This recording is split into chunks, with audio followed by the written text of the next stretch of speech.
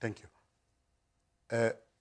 Mbote bandeko ba frère en Christ ba oyo bayebi nzambe ba oyo pe bayebi nzambe wana malamu te na salue bino na kati na studio ya Chemin TV oyo ezali plateforme moko ezali kosala ete le peuple de Dieu bayoka maloba na nzambe oyo eko-éduquer pe eko-motiver pe eko-sala ete le peuple de Dieu bazala ba se retrouver.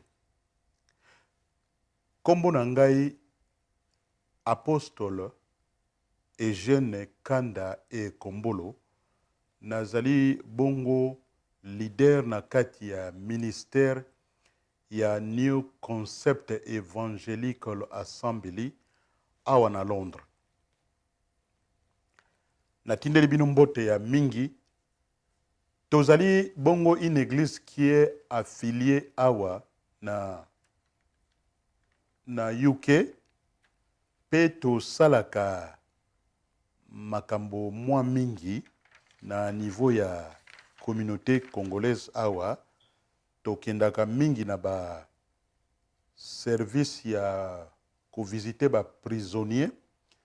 Tokendaka pe mingi na ba hôpital pe na ba école pe tokendaka pe ko assister batu mingi na armée britannique. Pe tozali na projet moko ya oyo nkolo atia na kati ya motema na biso ya kotonga hôpital pe école na mboka na Congo. Pe toleisaka pe batu oyo société ebwakisa bango. Tozali pe lisusu na branche mosusu ya ministère ezali na mboka na Lubumbashi batu bazali kokamba yango kuna bazali bongo évangéliste Francis Mutombo Kombe.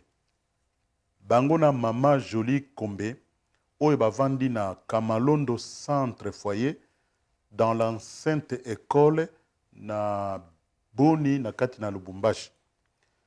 Contact ya numéro na bango ezali 01 081 68 00080. Oyo nyonso azali na kokende na ba congé lokola batu ba kokende ba congé na ba mikolo koya ekozala bien bokende ko visiter ba sali na nzambe wana bana passion ya koteya kolendisa oyo nyonso azali affaibli mentalement, spirituellement et na vie oyo. Annonce mosusu ezali boye. Tozali bongo na mama na biso oyo tobengi na kombo ya Mama Mapasa na kombo ya Mama Luta. Autaki kokufela mama biologique oyo ye na mboka Kinshasa na kombo ya Mama Marie Tombo oyo afandi bongo na Mokoso commune ya Bumbu. Matanga ezali kuna o bazali kolanda biso live bazanga consoler cette famille. Numéro ya moto oyo bokoki ko contacter ezali bongo na 0243 81 94 05 806. Pe awa na Londres tozali bongo na o wabiso ndeko Willy et Mama.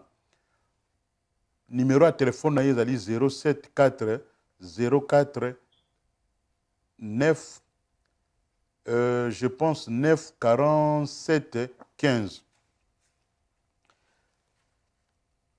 Na salue lisusu la première dame oyo azali molongani na ngai pe partenaire na ministère ya New Concept Evangelical Assembly na kombo ya Mama Marie-Brigitte Daniela et Kombolo. Je te salue esika ozali ndengo ozali kolanda ngai live na salue yo pe na salue ma Mama Béatrice Mazoze oyo tozalaka na ye Mazose oyo tozalaka na ye na bango nde bazali tobengaka bango ba terroriste spirituel ke esika monguna azali koya Nzambe apesa biso discernement spirituel po ete toyeba na tina ya arrêter l'ennemi oyo ezali na forme ya diable Lucifer. To salue bino esika bozali. Je salue encore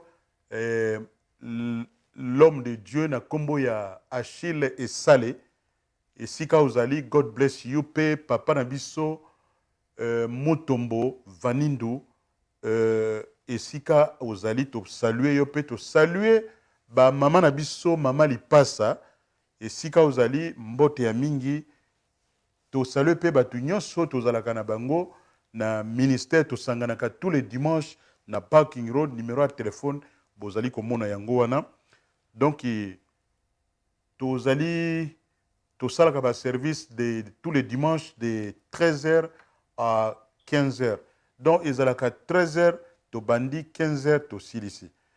Et puis tozalaka na service ya intercession tous les mercredis de 19h à 21h. Et puis chaque dernier vendredi à chaque mois tozalaka na veille de prière et puis tozalaka na ba prière belé na bisika oyo soki bo contacter biso bokozwa ba détail nyonso. Na mwa oyo eutaki koleka tozalaki bongo kosala tozalaki na message moko ezalaki très puissant sur la foi. Tomonaki ete na 2019 oyo message ya oyo ezalaki nde foi na ndenge ya kondima na yo. Tokomi pe na 5e mois ya mois de mai ya 2019 oyo ezali bongo période ya grâce, mois ya grâce. Tika ete Nzambe accéléré roue na yo ya destin ya bomoi na yo o monguna akamataki akangaki yango akanisaki ete yo okomiyeba te okodécouvrir te mais tobeleli Yesu Kristo. Avant tout na continuer na message ya pokwa na lelo ekozala malamu na kota na prière. Nzambe na Abraham, Nzambe na Isaac, pe Nzambe na Jacob. Tata na nkolo na ngai Yesu Kristo. Oyo azali na bomoi. Oyo asala mokili oyo. Oyo asala biloko toko mona pe toko mona te. Nyonso euta bobele na maboko na yo. Nzambe na beleli molimo mosantu na yo. Evandi ngai awa na studio oyo. Oinonde makanisi na ngai na molimo mosantu na yo. Otondisa ngai na grâce na yo surnaturelle pe faveur surnaturelle na yo pe mawa na yo pe bonté na yo na batu nyonso bazali kolanda biso dans les 4 coins du monde. Tika ete il y a plus de 2000 ans okendeki na ikulusu pe osopaki makila na makila wana yo sopaki yo lobaki ete nyonso ezalaki ya kokokisama pe na beleli ete makila wana e délivrer moto moko na pokwa na lelo e kangola moto moko na pokwa na lelo e renouveler conscience ya moto moko na pokwa na lelo na kombo likolo na bakombo nyonso. Tika ete ba ange na yo bakende na esika le prince ya mopepe azali ko contrôler. Tika ete présence ya ba ange na yo be encamper autour na biso pe na batu nyonso bazali koyoka mongongo na nga na pokwa na lelo na kombo na Yesu Kristo. Amen. Gloire à Dieu Seigneur. Ben, les messages ezali lelo, ezali boye.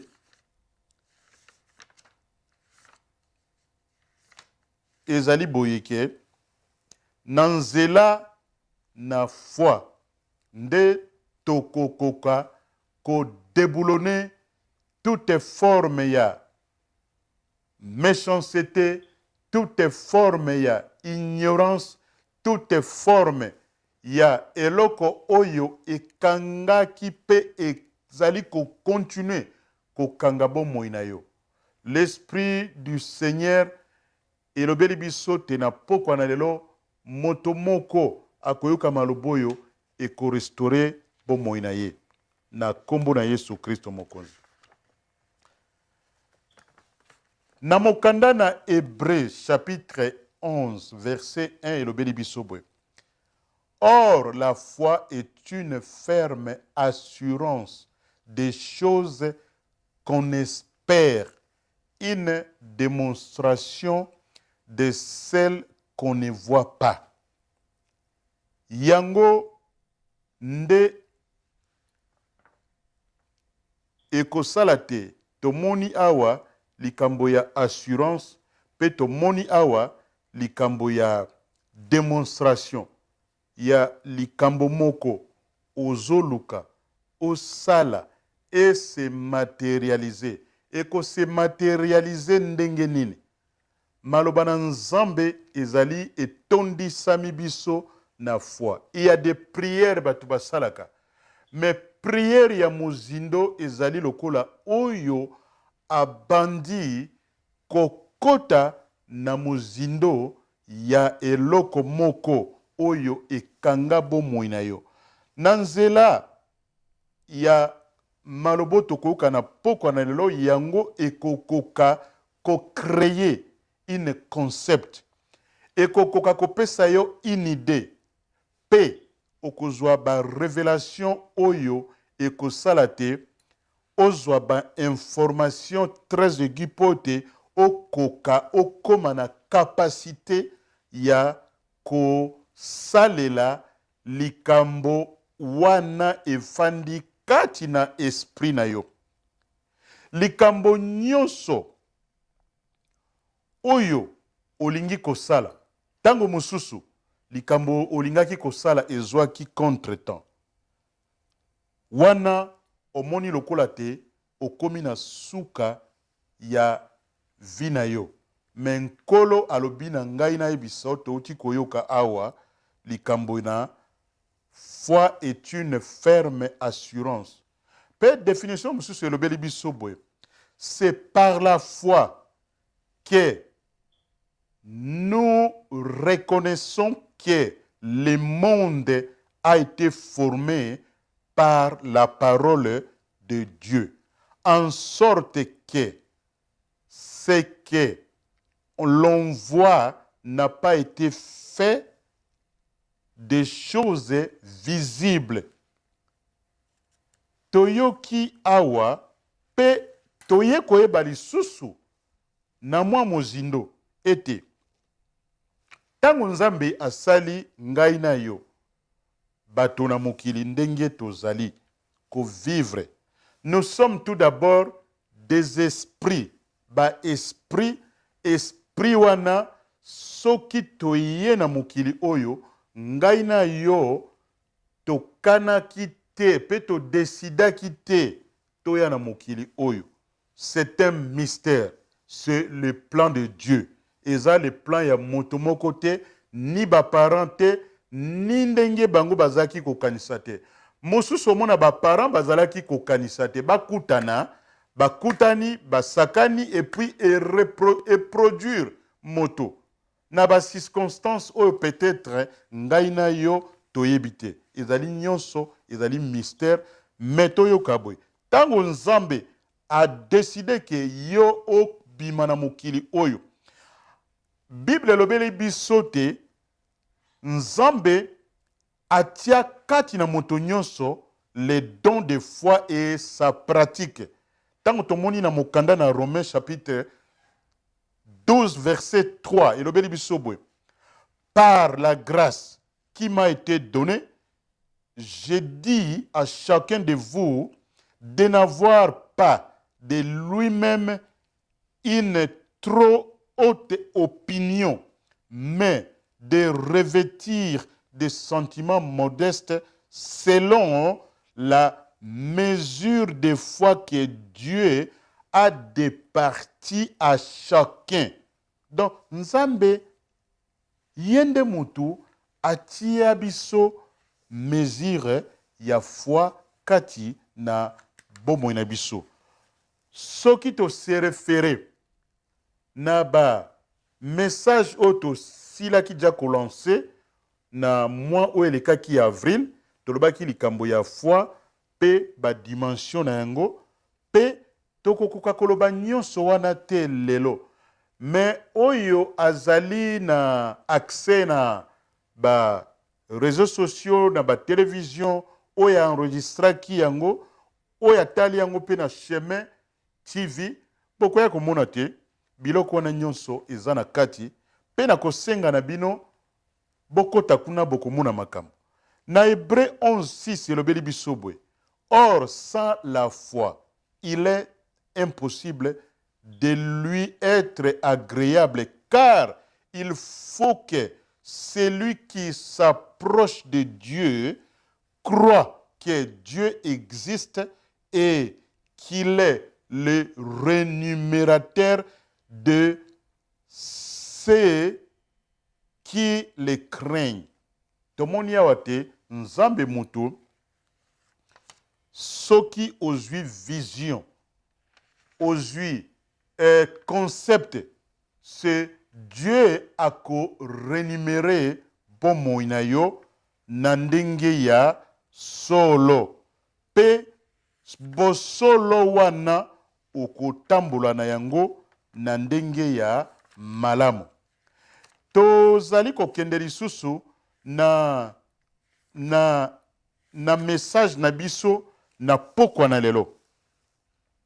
Toye komona te foi elobeli biso boye. Mais soki bato bafandi moto tango alingi ko développer foi oyo ezali kati na yete. Okomona biloko lokola nini? Okomona évidence ya munene. Na Marc chapitre 7 verset 20 à 23. Oye vandi kati na motema na moto.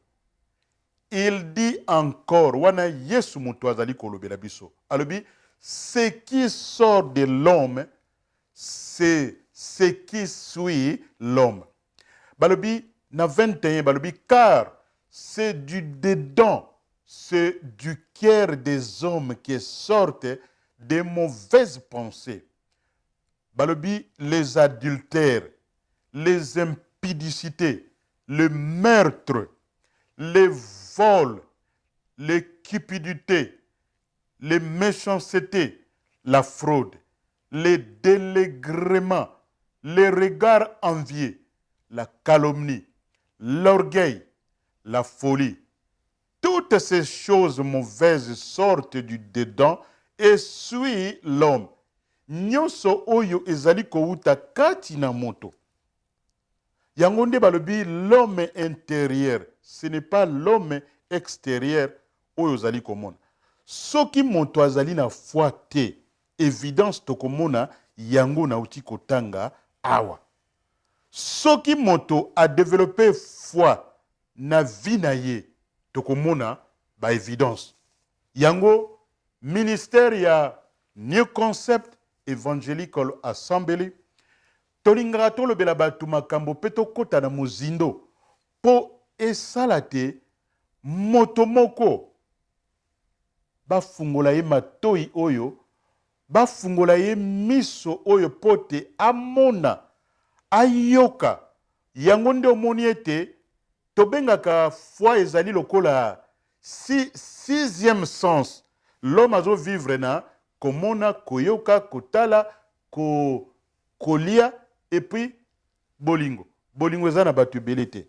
Mais nzambe alobi ete tango nzambe ayaki kolongola eloko ezalaki ete moto azala connecté na le créateur na ye eye kosala te makambo ebele na vie ya bana na nzambe ezalaki ya kubunga ezalaki makambo oyo eyaki kotia mikakatano na ba vie ya bato.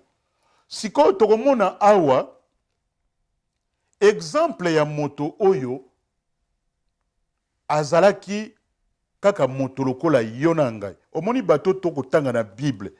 Bazalaki bato teke badaki ba créatures surnaturelles te. Ils étaient des gens comme toi et moi. À part Yesu Christo. Yesu Christo pe tango azalaki na mokili oyo. Azalaki kaka lokola yo na nga me esprit oyo ezalaki kati na ye, ezalaki nzambe ye moko ami incarné kati na ye, nde azali expression ya image invisible ya Dieu visible. Yango balobeli biso boye, au commencement était la parole était avec Dieu, et puis la parole est comme biso, mosuni pe ye ko vivre na biso. Totanga awa na 2 Rois chapitre 20. Exemple moko ya munene.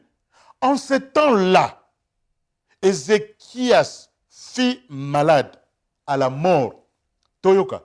Le prophète Ésaïe, fils d'Amont, vint auprès de lui et lui dit, ainsi parle l'Éternel, donne tes ordres à ta maison, car tu vas mourir et tu ne vivras plus.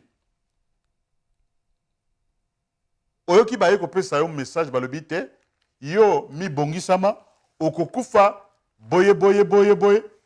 Omoni wana ndenge toyoki awa. Na point ya mibale Ezekias. Olia yoka maloba wane kota kati na ye, asali nini? A tourné visage na ye contre le mur et fit cette prière à l'Éternel. Prière oyo, ezali prière avec foi. Ezali moto oyo azali na confidence, na maloba na nzambe, na praticalité na yango. Eye kosala toka prière, balobeli biso boye. Oh Éternel, souviens-toi que j'ai marché devant ta face avec fidélité et intégrité de cœur et que j'ai fait ce qui est bien à tes yeux. Et Ézéchias répandit et d'abondantes larmes moto abandi kolela na prière na ye. Yoka ye kosala. Esaïe qui était sorti. Esaïe kopesa ye message et puis Esaïe wana abimaki na palais parce que azali roi. Soko ke na ba palais na ba visite par exemple na ba Buckingham Palace awa avant yo kota kuna ezate bayembaka batu bote bakokuta kombo na yo zali kuna ifo landa protocole moko boye mais ye pelera a pesi message et sili l'air a pesi message abi azobima toyokawa n'était pas encore dans la cour du milieu. Donc azalaki kotambola ye mokote azako tambola na délégation peut-être ba garde du corps peut-être azaki muto alaki na entourage ya munene étant que moto na nzambe.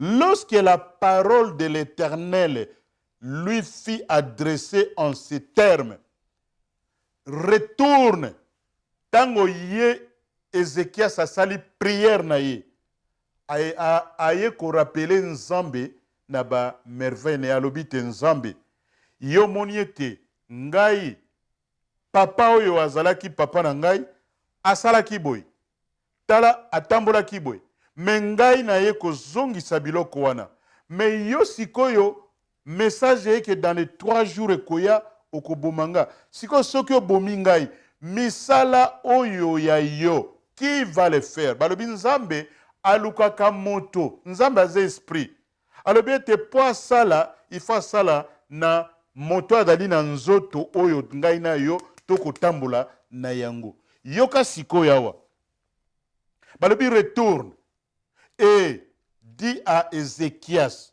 chef de mon peuple, ainsi parle l'Éternel, le Dieu de David, ton père, j'ai entendu ta prière. je vis tes larmes. Voici, je te guérirai. Le troisième jour, tu montreras à la maison de l'Éternel, qui est Okozonga Kusala, Misala Nanzambe. J'ajouterai à tes jours 15 années. Je te délivre, roi, toi et cette ville. Yoka, place Moussousou Dalaka, Balingaï ko boma moto, Balingaï ko détruire ville, mais présence na yo mwana na Nzambe, oyo, oko tambola na intégrité, oko tambola na kobanga Nzambe wana, oko tosa, oko tambola na foi, selon les Écritures, oyo, ngai na yo tozali kotanga sika oyo. Alobi na ye boye, Esaïe dit, prenez une masse de Fiji. On l'a pris et on l'a appliqué, on l'appliqua sur l'ulcère. Oyo zalaki genre ya maladie, oyo roi Ézéchias azalaki na yango. Et Ézéchias instantanément azwaki guérison na ye. Leur guérison zaki ko sala mizaki nini. Nzambe afungoli monde toko mona makambo toko mona ndenge na fandi na studio oyo. Soki présence ya Nzambe alobi afungola to mona dimension surnaturelle na peut-être ko bangi sangai ndenge salamaki na Moïse. Moïse abangaki asimbi nzete. Balobi kamata nzete wana tia na mabele.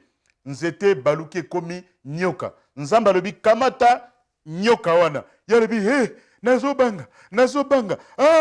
Nzamba lobi kamata yango. Omoni te ler ya mona ki lobi oh. Nzete tango kamati yango ezongi nzete yango moni te makambo na Nzambe ler moko ezali te ekosenga mingi tokaka makambo na Nzambe na foi. Na o tokomona te. Parce que tokomona ezali naturel. O tokomona te eza surnaturel pe ezali invisible. Awa eyeko bimaboy. Alobi ete je montrerai Ézéchias. Ézéchias ayekoloba na Esaïe ete. Alobi yolobi ete ngai na kozwa guérison. Mais ngai na lingi na mona signe. Alobi na yoke. Alobi boy. Ézéchias avait dit à Esaïe, alobaki na ye, à quel signe connaîtrai-je que l'Éternel me guérira et que je montrerai le troisième jour à la maison de l'Éternel. Et Esaïe dit, voici de la part de l'Éternel les signes auxquels tu connaîtras que l'Éternel accomplira sa parole. La parole qu'il a prononcée. L'ombre avancera tel de 10 degrés. Ou reculera tel de 10 degrés. On a battu une question. Ézéchiel a alobi na yeboy. Alobi répondit, c'est peu de choses que l'ombre avance de 10 degrés. Mais, ekozala malamu, o reculango de 10 degrés. Alors, omoni mutalobi te, soki yo kamati, moi ndenge bimake bimi boy, ekendeke boy. Alobi soki, yo zui moi wana tiangwe keibwe, eza miracle te. Moi, je préférais que moi wana, ndenge zo tambola, ezala suspendu et puis, ezonga 10 degrés. 10 degrés na calendrier, ezali kolobala biso lokola 24 heures. Parce que calendrier ezali 12 heures boutou, 12 heures moi. Et puis, Esaïe, alors le prophète invoqua l'Éternel qui fit reculer l'ombre de 10 degrés sur les degrés d'achat où il était descendu. Tomoni yango, même na calendrier, tomona kate, ba jour ezolo benabiso, tozali na 30 ou 31 jours. Maintenant, comme on a tena kati na calendrier, il y a 2 places. Et zolo belabiso te calendrier 2 jours ezalaka te. Tout le monde a mingi na mois ya février et souka kana 28 jours et puis et continuaka. Mais ezali na Bible. Total lisusu place mosusu oyo ezali ko confirmer makambo na zolo ba awa. Nzambe azali na bomoi, il est la vérité, il est le même aujourd'hui peut éternellement à changer kate. Yoka na mokanda na Josué, bataille ya Gabaon. Na Josué chapitre 10 verset 12 à 15. Alors Josué parla à l'Éternel. Les jours où l'Éternel livra les Amoréens aux enfants d'Israël. Et il dit en présence d'Israël, soleil, arrête-toi sur Gabaon. Et toi, lune, sur la vallée d'Ajalon. Et le soleil s'arrêta. Et la lune suspendue sa course jusqu'à ce que la nation tire vengeance de ses ennemis. Balobi, cela n'est-il pas écrit dans le livre du juste? Le soleil s'arrêta au milieu du ciel et ne se hâta point de se coucher. Presque tout un jour, il n'y a point eu de jour comme celui-là, ni ayant, ni avant, ni après, où l'Éternel ait écouté la voix d'un homme. On dit la voix d'un homme. L'Éternel azali intéressé yakoyoka mongongo na ngai na yo. Kotike lango kaka na pasteur te. Pasteur azali moto. Azali ndeko occupé office pastoral. Omoni, mais yo, étant que mona nanzambe, que Dieu a créé, a mis dans ce monde. Et sengeli ko fungola ka mongongo oyo ya yo. Na ndako na yo, na libota na yo, poso ki kufelingi koya. Et sengeli ko loba. Ko loba kokota na mozindo na prière. Yango nde ko changer ba circonstance ya vie na yo. Ezali ko senga oto bengi foi. Balobi te prière ya moyenge beni. Ba yenge beni wana banani. Ba homme ordinaire. Bato bazanga titre. Bato bazana ba kombo te. Bandeko. Makambo ezali grave. Balobi un homme car l'Éternel combattait pour Israël. Problème nini yozo passé na vie na yo. Likambango nini yo ezali lokola ngomba okoki ko zwa solution te. Omoni que tout est possible soki to koti na mozindo soki otangi makomi na nzambe na lolenge na yo nzambe akosala. Mais tu as besoin d'un guide mutu a guider yo, a coacher yo, azala mentor na yo, peut-être expérience ya vie na ye ezali différent. Yango et Josué et tout Israël avec lui retourna au camp de Gigal. Amen. Wana ezalaki bongo prière ya foi. Na prière na foi wana ezali ko salate moto ndenge tozana mokila na otikoloba likambo ya nzamba tia esprit na ye kati ya ngai na yo. Mais na nzoto bato otikoloba te bomo ya moto ezotambola na makila. Makila na moto yango esika âme ya moto ezali. Balobi na âme ya moto ezali centre ya pensée ya ba sentiment ou place moko makambo tolingaka na makambo tolingaka te. Soki olingi nzambe yo moko, soki olingaka nzambe te yo moko. Parce que na kati ya âme ya moto nzambe atia oyo babengi libre volonté de choisir. Yo lingi ko choisir nani? Nzambe to molili. Tomoni tango Nzambe asalaki Adam na Eve. Babungisaki biloko misato oyo.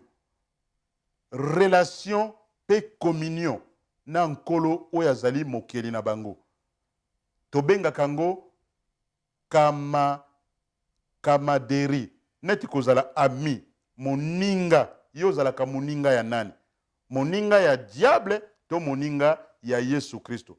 Ba référence na kotanga yango te ezali na Jean chapitre 15 verset 12 à 17.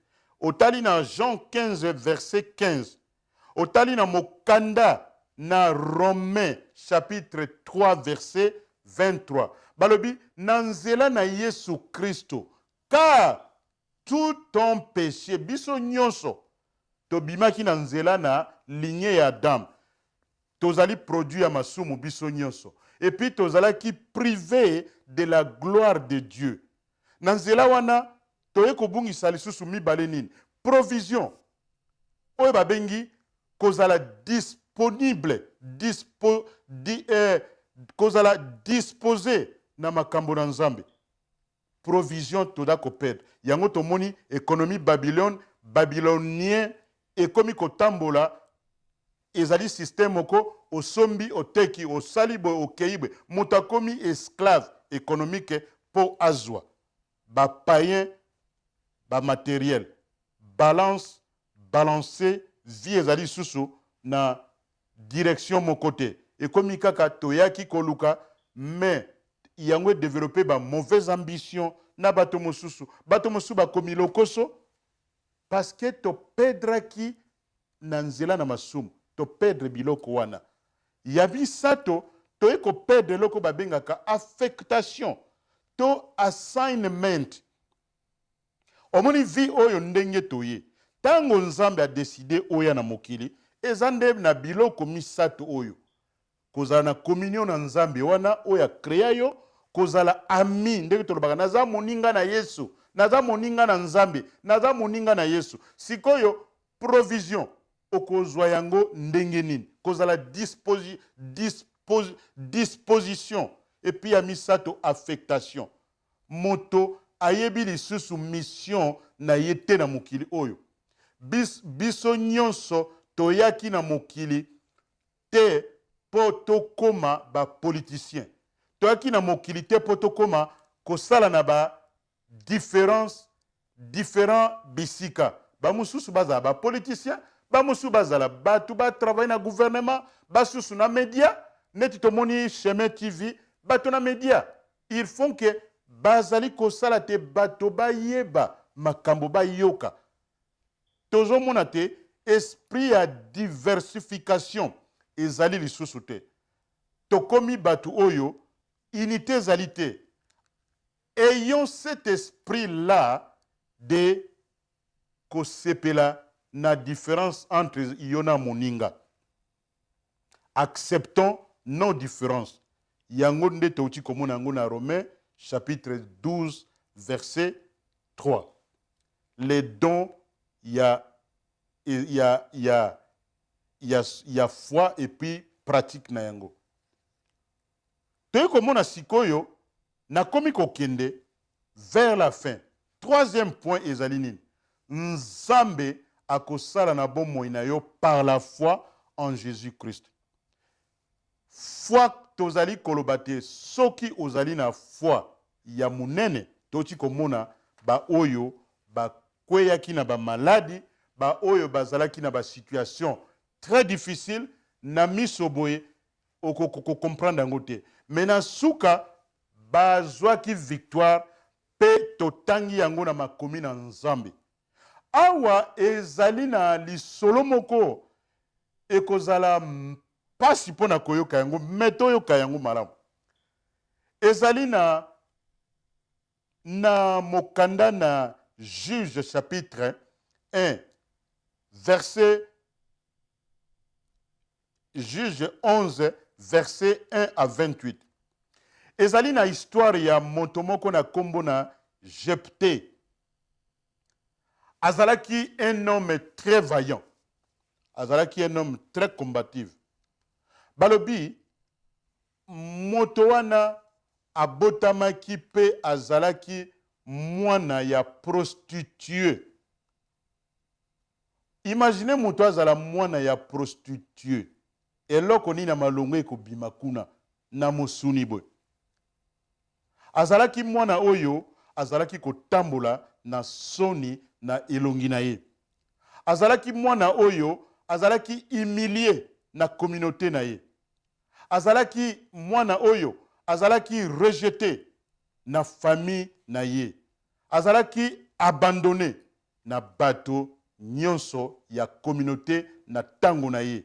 Pe azalaki mwana oyo histoire ya vie na ye ezalaki très sombre ya ko accepter pe ya ko comprendre na ba culture mususu soki muto azali mwana makangu vraiment okosila loposo bakomona yo nyama bakomona yo motote mais ye moko azalaki très conscient na sort na ye akomaki un homme ndenge tolobaka un homme maudit na relation ete ba parents bakutanaki basakanaki ba produire mwana oyo aye na mokili un homme innocent ye mwana wana azalaki ata na chance moko te na vie na ye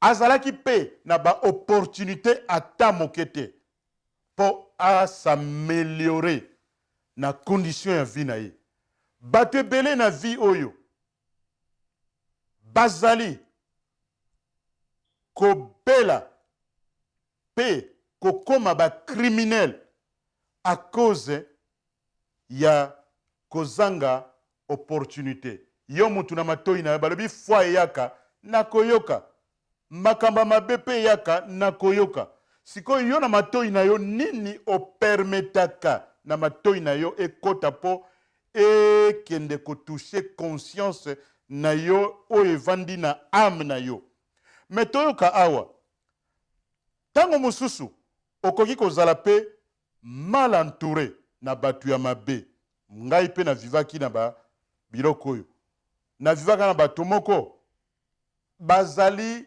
na ba PhD ya critique soki osali kaka eloko moko boye ya mabe my god bakoloba makambo ko ndire ke bango na vie batikala kosala ata ba erreur na vie na bango te okoka ba critique négative énorme soki ozali puissant na raisonnement na yo te mawa trop médiocrité na médiocrité pe moto oyo nani akodeboulone situation ya condition ya mwana mobali oyo azali te une vie sans espoir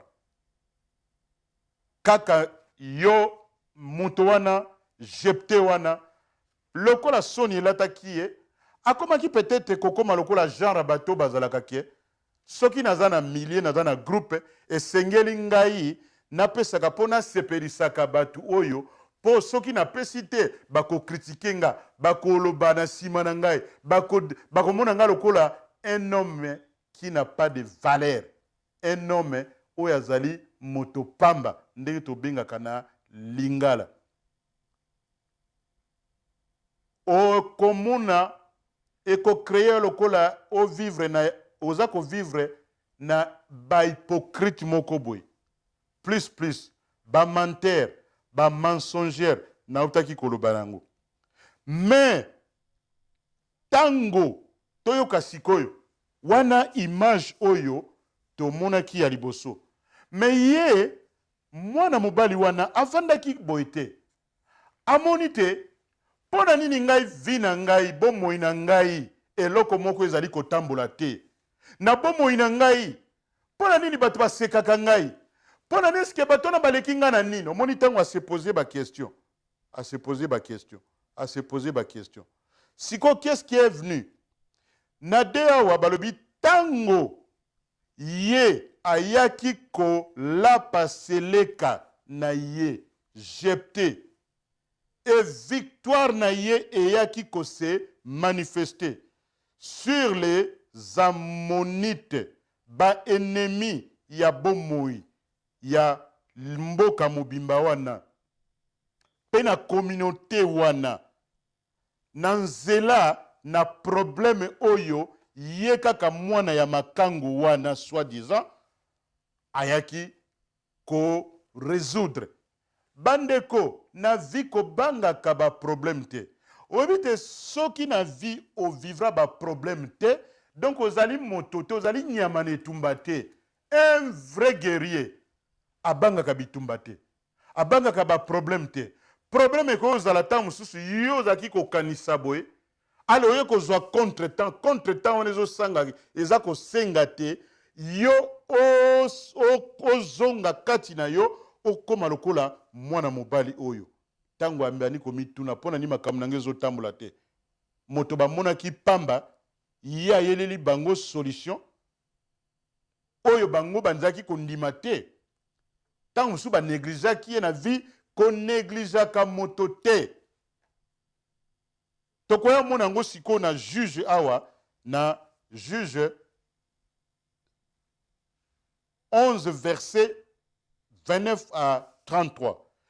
Esengeli komiyeba ka malamu po yo moto oya ko se découvrir pe bato baya kopesa yo respect, dignité, grâce, faveur en action par la foi. Yokawa, na 29 palobi, l'esprit de l'Éternel fut sur Jephthé. Il traversa Gala et Manassé. Il passa à Mitzpé de Gala et Mitzpé de Gala. Il marcha contre les fils d'Ammon. Balobi, Jephthé fit un vœu à l'Éternel et dit, si tu livres entre les mains les fils d'Ammon, alobi, quiconque sortira des portes de ma maison au devant de moi à mon heureux retour de chez les fils d'Ammon sera consacré à l'Éternel et j'offrirai en holocauste. Jephthé marcha contre les fils d'Ammon et l'Éternel les livra entre ses mains. Balobi, il leur fit éprouver une très grande défaite depuis après jusqu'à Minive, espace qui renfermait Toyoka, moto bazo mona pamba, moto bazo ebaki aye eloko nini nga malamu, yazana nini, yoka aye ko renfermer presque 20 villes et jusqu'à Bel-Kéramine. Et les fils d'Ammon firent humiliés devant les enfants d'Israël. Omoni moto bazaki ko mona pamba balobi ya mwana makango wana. Tango baye kozwa problème, bampaka ya mboka balobi te, tozana mwana moko me mwana wana tokende koluka ye. Mais omoni eloko nzambe asali, donc yango tango ozali mwana, vrai mwana na nzambe, oyamba Yesu Kristo na motema na yo, kotala makambo na musuni boite. Parce que grâce ko accompagner yo. E balobi awa, eloko e kosala nini.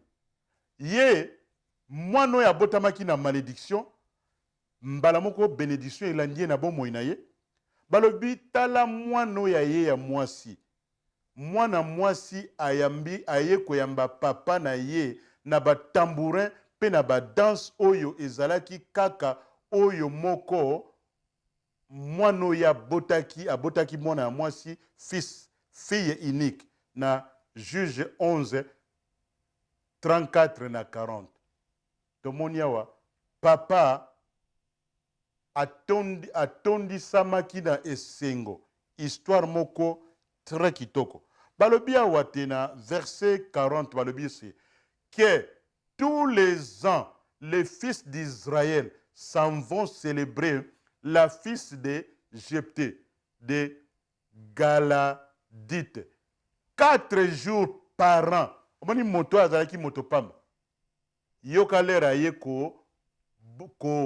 kolonga bitumba oyo ezalaki impossible mwana oyo aye te lelo bakendaka kocelebre ye omoni te ke amarke temps na ye mais soki azalaki na esprit te ngai naza na nga mwana makango nazali négative moi je connais des hommes de Dieu oyo bayeba bapapa na bango te mais bazoyambisa ye bato yesu na mokili oyo na koleka yo moto ozoloba soki oza na baeglize ya 4 mire omoni eza nini babackground na bango background ya moto ezali très important nkolo apambola biso nyonso par la foi en Jésus-Christ mwana na nzambe oyo azali na bomoi tala moto abotamaki na malédiction lelo akomi un homme produisant akomi produire de génération en génération peu de génération de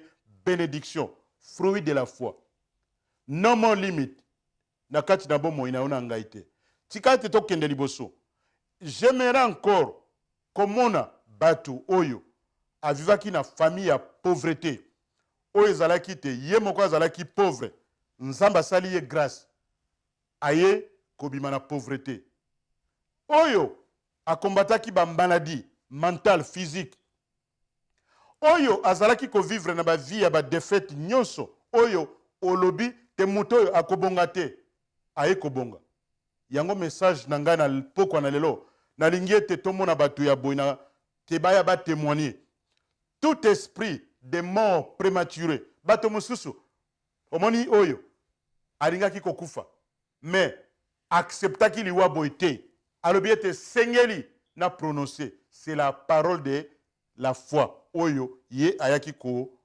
koloba bato oyo bazangaki kobota na bavi na bango nzambe asali yo grâce oye kobota tolingi komona bato ya ndenge wana po ete lokumu na nzambe mpe nkembo na nzambe ese manifeste yango na vie ozali na besoin ya bato nyonso te na mokili oyo ezali na bato mosusu bakose moke na yo bakose moke na vie na yo mpo na kodécourage yo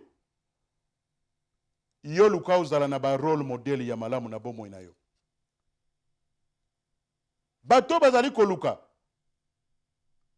bakreele yo baproblème mpo te yo vivre na isolement omona bi te bato ya malamu bazalaka na bango te bato ya mokili bazali le diable est un menteur balingi komona échec na yo na vie mpo basekaka na bango yo butu na moi vérité na monoko na bango ezalaka te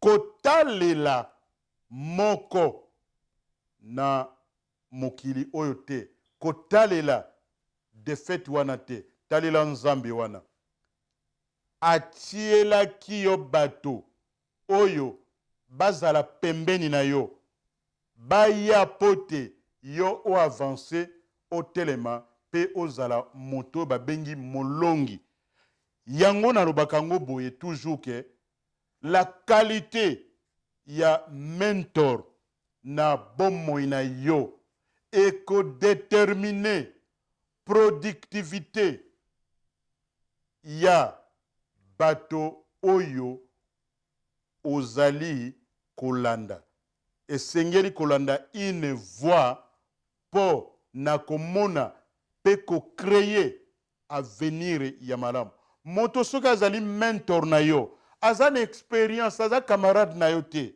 je viendrai faire ce message na bamikolo ekoya na kolimbola yango na mozindo azali moto oyo makambo oyo ozoluka ye asaleka mpe akosala nini te adéveloppe caractère na yo mpo te yo moto okende liboso mpo te osala makambo ya kitoko mpe fruit na yo emonana na mokili oyo tika ete nzambe na pokwa na lelo na butu na lelo atindela yo bato na solo oyo bakosalisa bomoi na yo mpe vi na yo ekozala lisusu ndenge ezalaki te okoma une nouvelle créature bato bamona yo un homme victorieux yango na mikolo koya tokoya kozwa temps ya koya kopesa le peuple de Dieu mon expérience personnelle nautaki wapi nazalaki wapi nazalaki kotambola ndenge nini te ndenge nakomi lelo kopanza sango na Yesu Kristo à travers les médias mokili mobimba pe bato bazali kolanda pe bazali komona tika ete nkola pambola biso nyonso na pokwa na lelo pe tokomi na mikolo oyo ekoya totindeli pe ndeko na biso l'honorable Eska bambote ya mingi esika ozali pe na équipe na mobimba God bless you sir na mosala ozosala pe na plateforme oyo créé po ete le peuple de Dieu bayoka maloba na Nzambe tolingi bino mingi tosalue bino nyonso na kombo likolo na bakombo nyonso kombo na Yesu Kristo amen amen and then bye bye and then God bless you amen.